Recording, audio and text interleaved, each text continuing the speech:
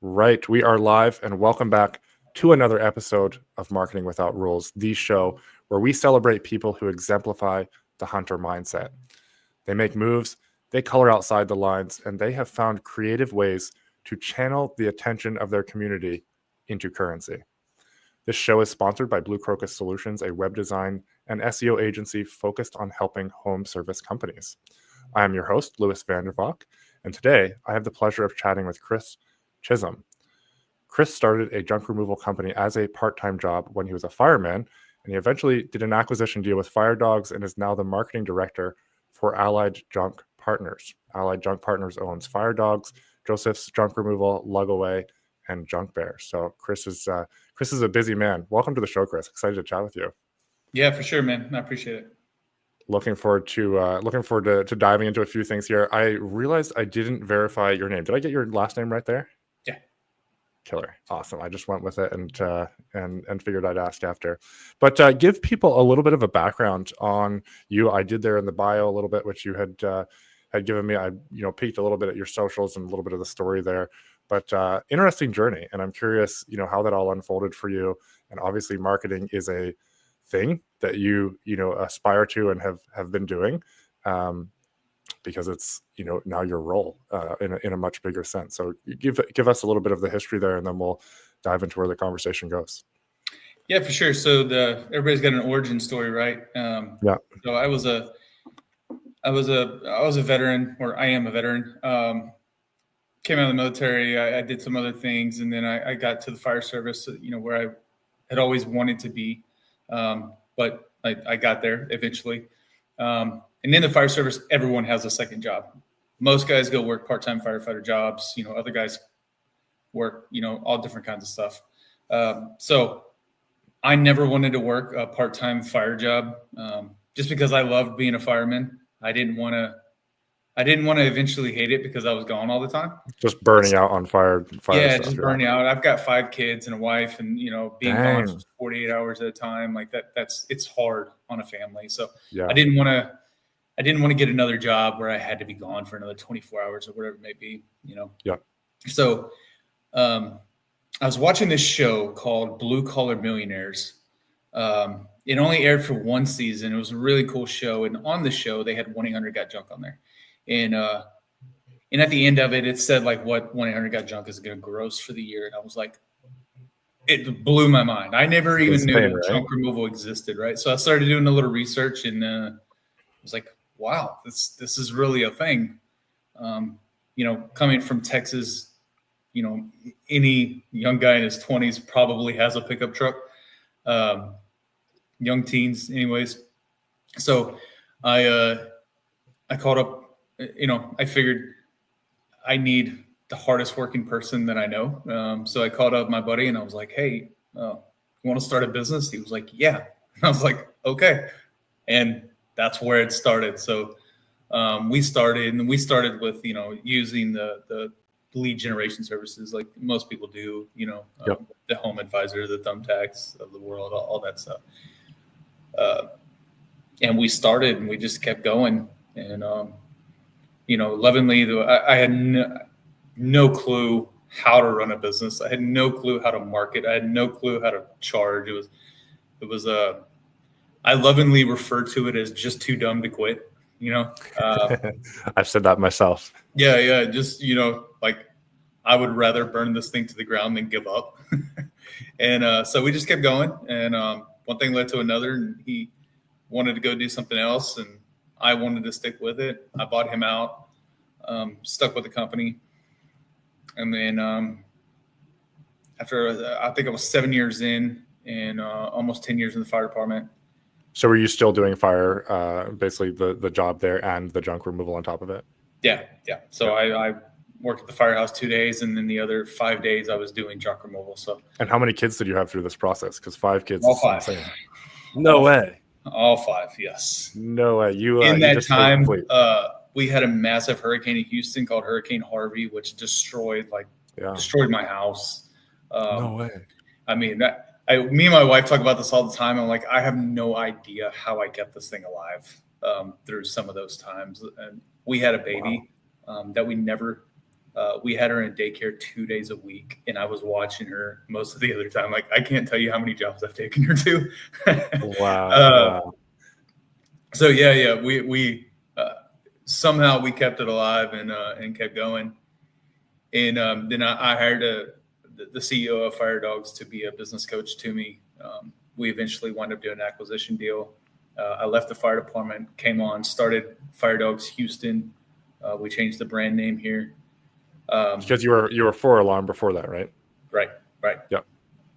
So cool. 4 Alarm. So you changed the name, kept a lot of the infrastructure and team, probably merged it under the Fire Dogs brand, etc. Right. Exactly. Cool.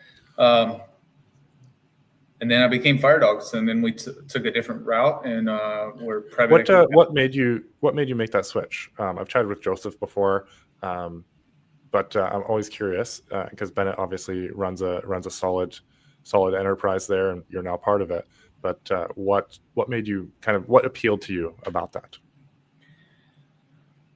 I was at a little bit of a crossroads with both of those careers, I should say. Mm-hmm. In the fire service, I was on the verge of promotion, and the business was also at the best it's ever done. So yeah. I was at a crossroads in deciding which route I was going to go because I couldn't continue to do both. It was getting too much. I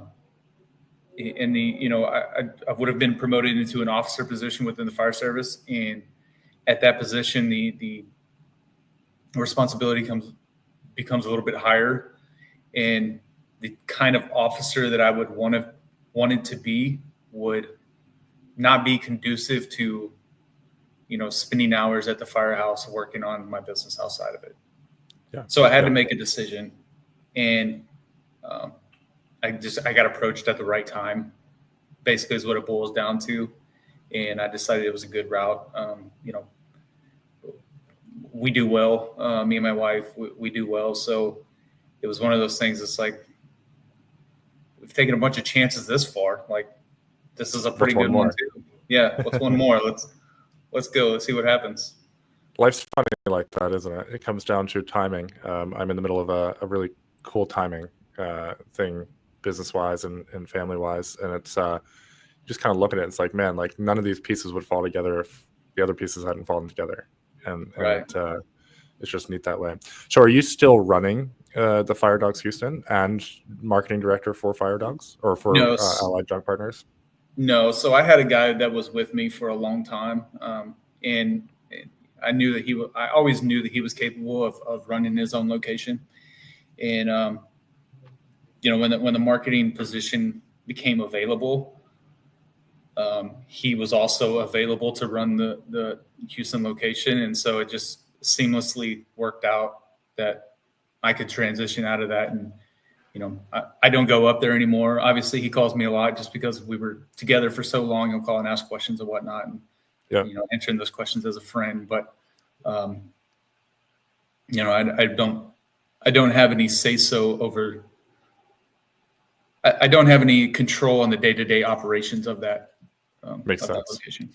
Yeah. Makes sense. So that segues into, you got the call, the operations or the marketing position opened up. Why marketing? What appealed to you about it?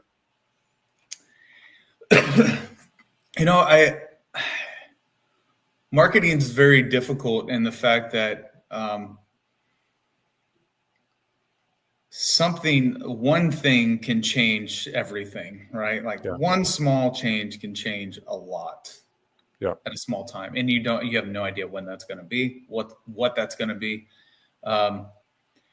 And I always dug it. I always did my own Google ads. And it wasn't because it was a pain. It was because I kind of enjoyed it. I don't know why. There was a sense of pride about beating someone else in the marketing world with an ad. It's like, my ad's better than yours and I won. It was a little bit of an egotistical thing. And I always enjoyed that. And so I always check my stats and, what my impression share is and all that kind of stuff. And I really enjoyed it. And Houston is massive, right? It's such a big place. Huge. Yeah. Right. And, Indianapolis, where Fire Dogs headquarters is, is a bigger city, but it's not as big as Houston. And so it you couldn't market the same way in Houston as you can in some of the other locations, right? Where you can draw a radius map and drop it, and like you're rocking and rolling. You're going to catch some fish. Yeah, you're going to catch some fish. You know, if you do that in Houston, your budget's going to be gone by 9 a.m. Just because there's so many more people. It's easier. So, long story short, I kept a pretty strong finger on the Houston marketing, and so when it became available, I was the best fit at the time for the spot. Awesome. You've been busy. I see the guitar behind you. Appreciate your service as a veteran as well. How do you balance all of that? I'm going to take a little side tangent here. How do you find time to play guitar, unless it's just an ornament like mine over there in the office is? I find time when I get super stressed out, and I'm like, I got to go to a different place for a minute. Music's my outlet. I love music. I love it.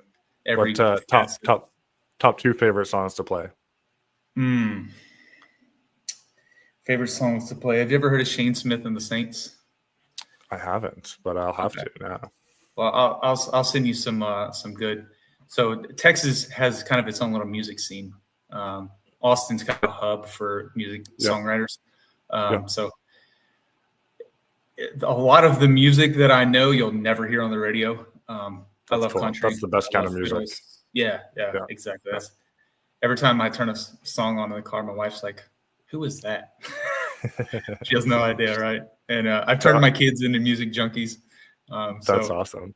How old are your kids now? 19, 18, 17, 16, and 9. No, you guys did it fast. So we did, ours are much younger. We did something similar with the timing. We've got 5, almost 5, 4, almost 3, and 1. Nice. Yeah, so it's not 5, but 4 is a little bit of a circus as well. Yeah, it's a blast.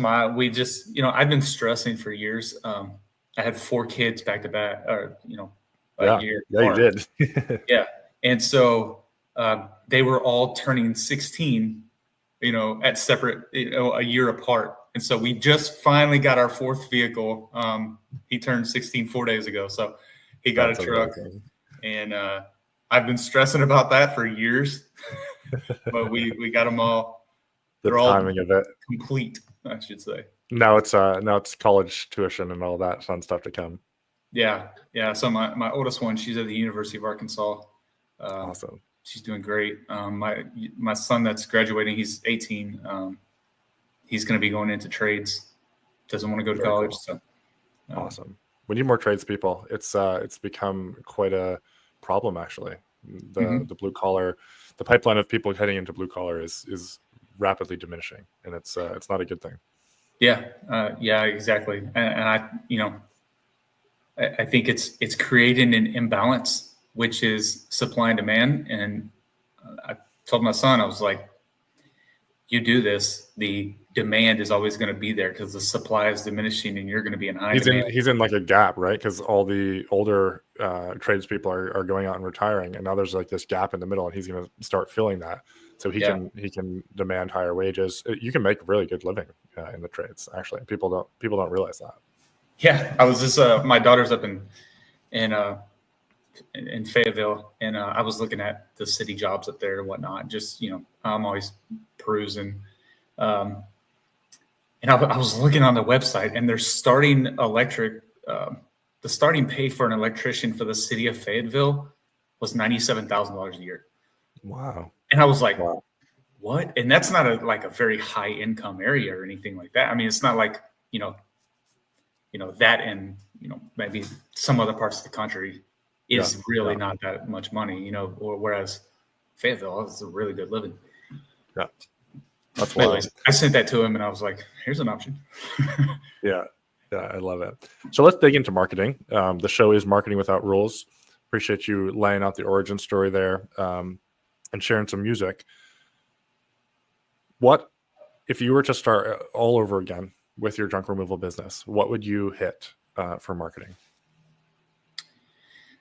If I could start all over, one of the things I would do is having a good website is always a good thing, but I think we put too much emphasis into our websites as if it's going to be this holy grail, and it's not. It's really just a place for people to land after they've learned about you. And especially at the beginning, really, especially at the beginning. Yeah. Especially at the beginning. Like once you get down the road, there's more into SEO and creating blogs and all these different features that you should be doing that outrun that initial thing. But getting a good website built, a lot of people will skimp and go for the very cheap route. And it always winds up, costing more in the long run. But getting a good website, and then really the boots on the ground, getting the yard signs and the door hangers and talking to people, stopping in, like those are all the things that are very low cost, especially when you're starting, that will change the landscape for you if you use them correctly. Completely. Yeah. You have more time than money when you start. Right. I talk to people all the time and they're like, I want to hire you for ads. And I'm like, no, you don't. That's suicide right now. You don't have the money to support that. You don't have the jobs and the cash flow to support that. You need to come in and you need to start interacting in Facebook groups. You need to start putting out yard signs, door hangers, text everyone you know. I think this is a thing I got from Grant Cardone back with his, I don't remember which book, probably 10X. Go through your phone, go through your Facebook contacts, post on your Facebook page, text people There's so much you can do when you first get started that doesn't cost anything. Yeah. Email marketing is a really easy thing to do. I don't know how much of this is legal, but you can scavenge emails off the internet all day long, and find those and you're just trying to create awareness. You may send out 5,000 emails and get 0 return emails, but you're going to remind somebody that you exist, and that might turn to fruition in 2 months from now. Yeah. But a lot of people want immediate results. And so they want to do the things that create immediate results. And that's at what cost? And those are the things that are most costly. Yeah. Because as we all know, Google's got a stranglehold on the search market. They do. But talk about email. Get tactical on that for a bit. So you mentioned that briefly.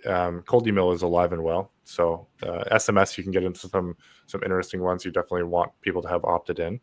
But email, get tactical there if you can for the listeners on what are you scraping, who are you scraping, what types of businesses, and how do you approach them? Yeah, I think one of the first things to remember is that word of mouth and repeat customers are going to be your lifeblood. At some point, they're going to be the lifeline of the business.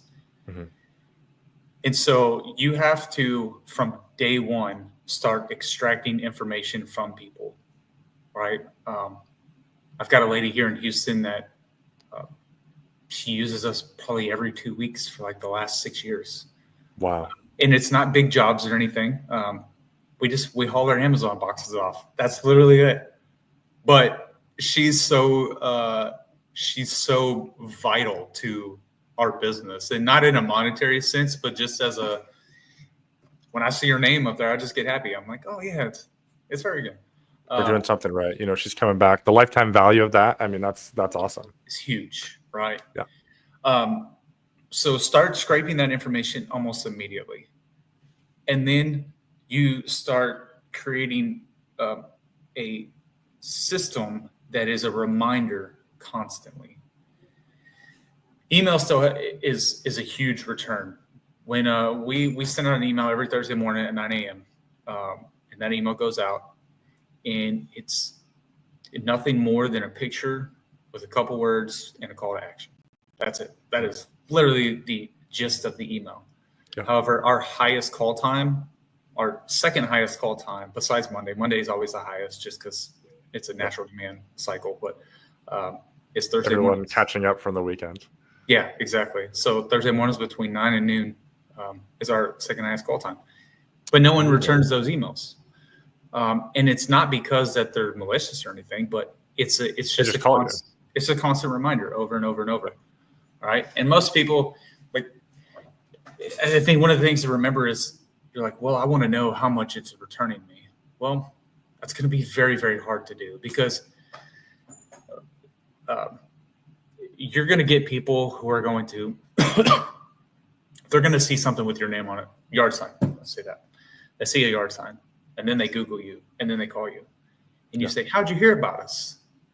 Chances of them saying yard sign is pretty slim. They're going to say Google, right? Yeah. And then, so how do you quantify that?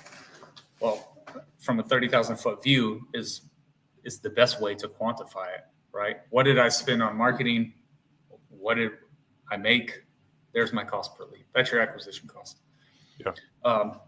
So getting tactical with the emails is really just boiling down to a reminder that we exist and get every person's information that you go to. And then you can go on realtor sites and they have a pretty set structure. Like, Keller Williams is a big one down here and it's first name dot last name at kdwilliams.com. I mean, right. So then you can go on there and just start pulling those off, and put them in a sheet. Realtors, property managers, get on LinkedIn. You can find emails on LinkedIn. My wife's a recruiter, so she taught me how to find people's emails on LinkedIn. She's headhunting all the time. Yeah. So she knows how to cold email or cold call people, however you want to say that. But that's really it. It's not a rocket science thing. It's really pretty basic and simple. It's just a reminder. That's all it is. Yeah. And to really drive the point home, if I can, you put it really simply there, but just to say it with a different person saying it so that people really take this home, it's get your contact info off your clients. I talked to a lot of people and like, oh, they just paid for it. And then I went away and I was like, well, how are you going to contact them again? I can't. I don't have their contact info. Every customer you serve once is a potential second customer. And if you're not collecting that information and, at the very least collecting it, and then now after listening to Chris, you're going to go start emailing them, then you're missing out on money. Thursday is a dead day for most junk removal businesses. Wednesday, Thursday are pretty quiet usually. Friday for us, Friday and Monday were our two busiest days. People getting ramped up for the weekend and then people realizing they didn't get the project done they wanted to on the weekend. And so you're basically engineering a busy Thursday off of your emails, which is awesome. That's correct. That's exactly why we picked it. Monday's a natural cycle. And then we do social media postings on Tuesday, Thursdays, Wednesdays an email, and then Friday, Saturday, Sundays, other stuff as well. But I mean, it's one of the more simple things that you can do. It doesn't take a long time. You can put some effort into it and make it take a little bit of time and, create some call to actions and stuff like that. You can create landing pages. You can create all kinds of stuff. But the gist of it is a reminder that we're here. Just keep going, keep showing up, keep being there when people are opening their email and seeing what's going on. That's the important thing. You have no idea what that'll turn into. What's the craziest marketing tactic that you tried that either flopped or worked really well? So I did back when it was 4Alarm, I did a campaign, a postcard campaign, 50% off if we're late. Okay. And my employees absolutely hated it. They did not like it. But it worked. It did very, very well. Why did the employees hate it? Because they didn't they couldn't be late now? It wasn't that they couldn't, it's that it put extra pressure on them to be on time. So I did, the way that I did it though, is I did some staggering. So like, one truck started at 7 a.m. The other truck started at 9 a.m. And they staggered over each other. So that the chances of us being late got slimmer, but it just put extra pressure on them. And I was okay with it. But it worked. It worked well though. It worked. It did well. I mean, we're doing junk removal here. We're not solving the world's problems, but we are solving a person's problems on the daily. And what do people care about the most is their time, right? Yeah. So I personally, if I hire a company and they don't call me and they're late, I won't use them. Not at all. Like I'll just tell them like, oh, well, better luck next time if you get a call next time. And it's just because my time's super important. It's very valuable to me. So I never want to waste people's time, and I also want to provide at a good value, and that's value. Being on time and being uniformed and sharp and talking, with respect is, if you can accomplish those things, you've got most of it. You're going to crush it. Yeah. Call them back, pick up the phone when they call. Those are things that people don't do very well, and it's a dying art for sure. Well, what's another out of the box one there?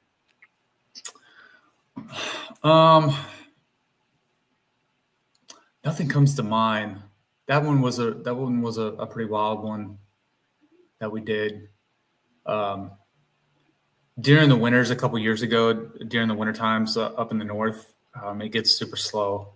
And so we would have those guys go out and just clean up the park. Nobody would know about it. Maybe some people would see it or see them on the side of the road, doing stuff like that. But I wouldn't say it was necessarily a marketing tactic, but it was. You know what I mean? It was actually a bit of providing good value for the community and the environment, but at the same time, like, it's more or less trying to showcase people who we are as a company without putting a spotlight on ourselves. Yeah. And you're getting some nice parketing as well. People driving by, seeing the trucks there. It's that's a solid strategy. I know several people who park at Walmart, when it's slower, often they're at a busy intersection. There's a lot of stuff you can do there. Love it. What does your role now involve? Because you've got 4, junk removal companies under the Allied Junk Partners. What does that look like? What are some of the data points that you are really paying attention to? And then what does your job involve?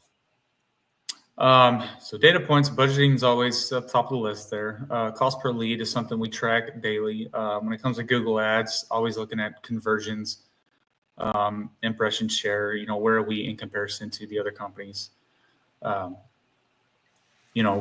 There's a emphasis on branding. We're doing a lot of branding things. So there's emphasis on looking at, what does our search volume look like in terms of branding? Which is kind of the route that we're headed this year, is more or less trying to get our brands is what is searched versus trying to beat everyone else to the punch when somebody Google's junk removal, right? That's a very costly way. It's a very costly way of doing business. Branding is as well, but like I said, if you can brand, you can provide value, customers will continue to come back over and over and over again, and they'll tell their friends about you. Well, if you own your brand, there's not only is it cheaper on ads, but it's also, if Google were to ever disappear, you've still got your brand. People are still going to know you, and if they're coming to Google searching for your brand, they already know you. Right. It goes back to owning your audience. Owning your email list of all your past clients, all of that. That's super powerful. Yeah. So that, and I keep up with all the brands' social medias, email campaigns, all the Google ads. That's kind of where I live daily. How is it managing 4 different brands? Because I've found it interesting that you've kept the brands, because you bought some awesome companies, or like the Allied Junk Partners acquired some awesome companies who has some great brands. Joseph Junk Removal, you're wearing the hat there. They've got a very distinct, memorable brand in the Atlanta area. How is it managing 4 brands rather than just like really focusing on one brand in 4 different locations? It's challenging, but it's also we're living in this middle space right now. We've created the third, but you have 2 things, right? You either the big franchise, or you have the mom and pop in the local market. Yeah. We're kind of trying to fill that big gap where we have the horsepower of a national franchise, but the feel of the local company. Mhm. right? Joseph is still a local company. It's still the same guy that started it. He's still there. Everything's still the same.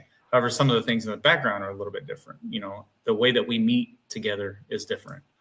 Yeah. Our call center is all one call center that answers the brands for, several different states. Yeah. So, there's that. The marketing, we're more streamlined in the way that we're marketing. It's 4 different emails, but it's basically the same email. Same email, maybe with different branding, different slight wording or whatever. Yeah. Yeah, a little different wording, due to the nature of where they are. Different pictures with different, employees. Yeah. Obviously. But it's challenging at times, but for the most part, it's good. It's really interesting to see the different things that work in different locations. Like Yeah. Atlanta's got a completely different clientele than Indianapolis does, and Houston has a different clientele than Boston does. So it's very, very different. Houston and Boston are very different. Yes, they are. Yes, they are. I love it. You mentioned building brand, and you're really focusing on that. What are you doing tactically to do that? Like, what does that actually mean day to day?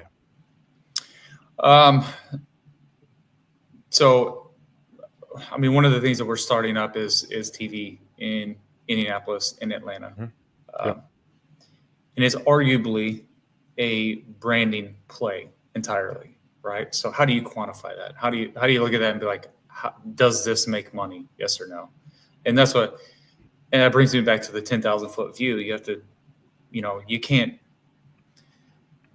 if you think you can extract every customer that saw your ad and apply them to the TV ad bucket and go, oh, well, we had, 60 jobs this month that equated, $40,000, and we spent, 20,000. That's a 50% marketing budget. That's terrible. Well, yeah, absolutely, that's terrible. But how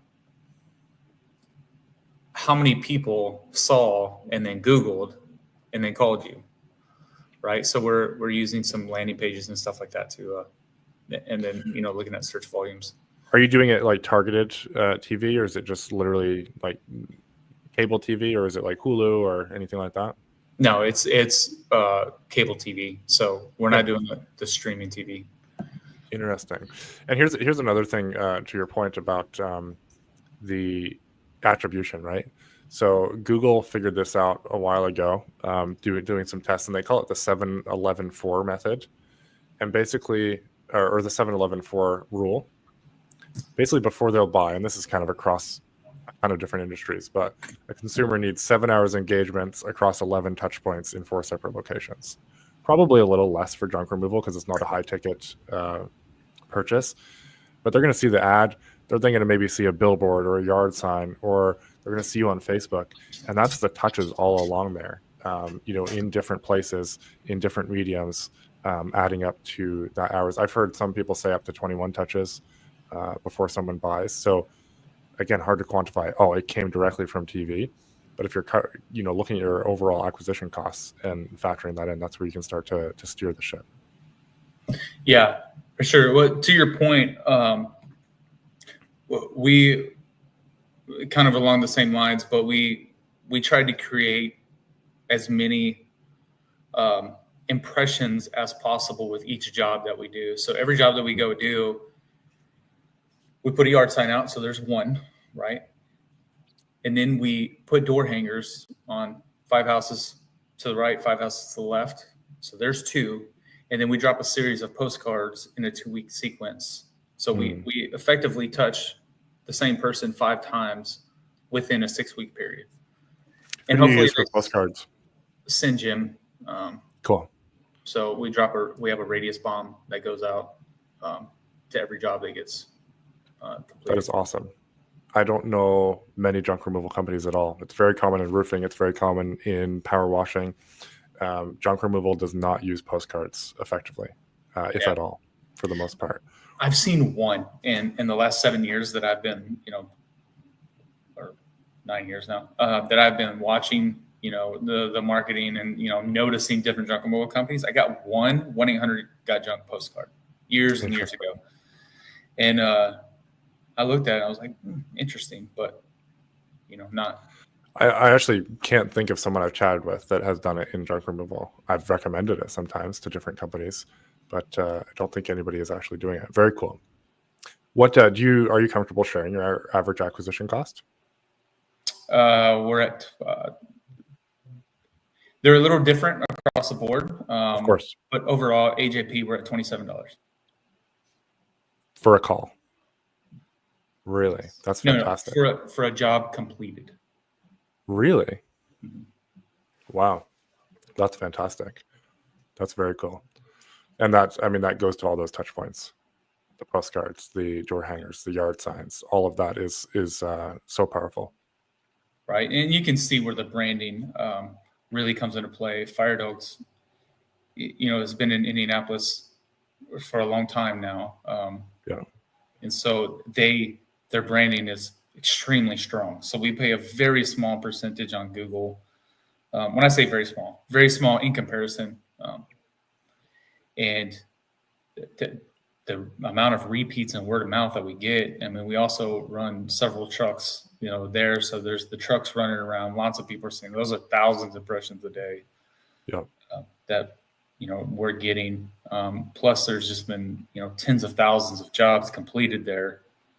So the word of mouth is, And if you're continually reminding them, like you said, with email, that's so powerful. Mm-hmm. Very cool. That's a really low acquisition cost. That's awesome. I assume you're trying to make it even lower. Otherwise, you wouldn't be branching out into TV and different things like that. Every day. What's your goal? Our goal as AJP is to eventually create another liquidity event and sell again. And we're still acquiring. We're still looking for good companies to buy. Several on the radar, but 2024 I think was a down year for just about everyone. Yeah, interesting year across the board. Yeah, very interesting year. So we can factor in a whole bunch of different things, but it's very interesting what parts of the country were down, because I have the fortune of seeing several different P&Ls, right? So, it's very strange to see what parts of the country were down, what parts were up, and where we are today. It's different. Yeah. Interesting. So, you took my question and went in a direction I was actually excited about. My question that I meant to get across was, what is your goal for job cost? Like a job acquisition cost? So we put a little more emphasis on percentage of spend in relation to budget. Cool. So my eventual goal is between 5% and 7%, and that's hopefully the reality that we hit. It's really healthy. At least by the end of the year. Would really be healthy. Really solid. That'd be the chef's kiss, right? You're a role gratified there.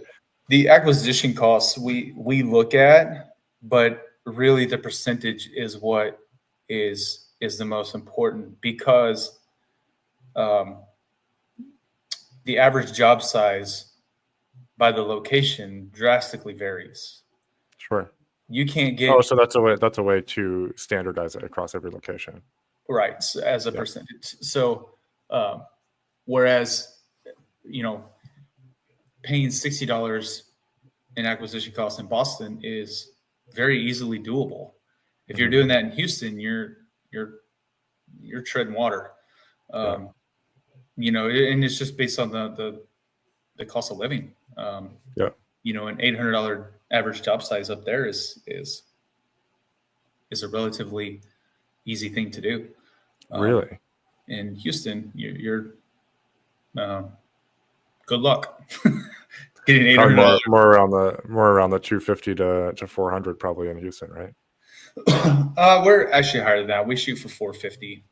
Cool. So 450 to 500 is relatively healthy. Yeah. Awesome. Now, do you guys get into, is it just junk removal, or do you any light demo, anything like that? Or is that harder to standardize across locations? We do demolition. We're not actively seeking it. Okay. But if it comes in, we do have people that are capable. We just did a massive job in Michigan, massive interior demo in Michigan. But I mean, if it comes in, we're not going to say no. We start with a how can we, not can we. Yeah. We just go, well, I don't know if we can do that or not, but we'll figure it out. We'll figure it out as we go. Talk about AI. You had mentioned that before. What are you guys using? How is it changing things for you guys on marketing in the junk removal business in general? From a marketing perspective, man, AI is changing the landscape of how we search. Yeah. And what I mean by that is, like, I don't think it's a far-fetched idea to think that in a couple years' time, our computers aren't even going to have keyboards. We're just going to sit down and we're going to talk to this screen. And this screen is going to learn us. Like, if you've used ChatGPT for long enough, you know that if you type something in, it knows who you are, what you typically search for, and what you're trying to do. Mine gets a little confused because it'll incorporate like fire dogs or Indianapolis with Joseph's junk removal, and it'll try to merge those, and then it'll get confused, and I'll be like, no, we're not talking about that one. But that's how search is changing, and people are going to, well, like I said, you're going to sit down in front of a computer, and it's going to know you as a person, right? It's going to recognize your face. It's going to know you're sitting there, and it's going to know that you typically sit down between 6 and 7 a.m. and the first thing you do is pull up Gmail. So what's going to happen? You're going to sit down, and it's going to go, oh, hey, Chris, and it's going to pull up your Gmail, right? Yeah. So I think it's going to, two different things. Personally, one, it's going to be very hard to detach from your habits. Two, when I'm talking to it, the way that I'm trying to find something is going to be very different than the way I type it into Google now. Yeah. Right. Because if I'm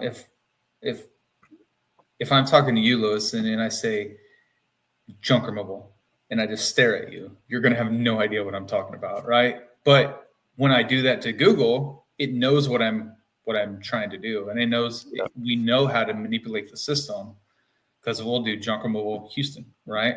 But if I look at you and say that, it's going to sound a little silly. Yeah. So, and we're already starting to see it a little bit, and you're starting to see it with the Google answers that the overview, the overview that's popped up, in that when we talk to how we're searching for something, we're going to say, can you find me a junk removal company in Houston, Texas? Yeah. Right. That keyword is going to be the keyword. Right now, I'm sure that Google's like, they've got enough money that they're gonna beat the search market to the punch. So you have to figure out how Google's going to structure this. But if you want to, drive your costs down and do things effectively, you're going to have to somehow incorporate that into your website. 100%. From an organic perspective, right? Yep. Because you can easily do that with Google AdWords now, but you're just going to be driving your cost up. Yep. So, I mean, that's how AI is really changing the game. Eventually, I believe that all call centers are just going to be AI generated with one manager who's watching over all of them, right? There's a couple of them right now. There's like air.com, I think is one. But like, you can just have a conversation with this thing, and like, it humanizes things for you. We vowed that we're not going to do the AI call center thing. We want real humans talking to real humans. I think there's a benefit in that, and eventually you're going to. It's almost going to be a value add that you can charge for. Yeah. Talk to a person, press 2. Seeing it automatically takes out of your Venmo account, when you post right. it. Yeah. That's interesting. I haven't thought about it like that, but interesting. So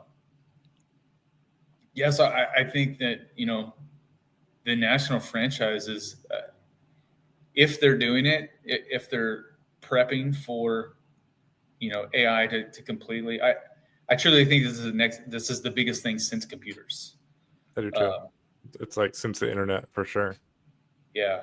And it's, how that's going to change, like how we do junk removal is not going to, AI really can't affect that. And that's a good thing. It's like being a fireman. Robots can't do firefighting activities, right? How do they know what's the difference between a person and a bed? That's going to be very hard to do. And so that job's always going to be there. Just like junk removal, it's always going to be there.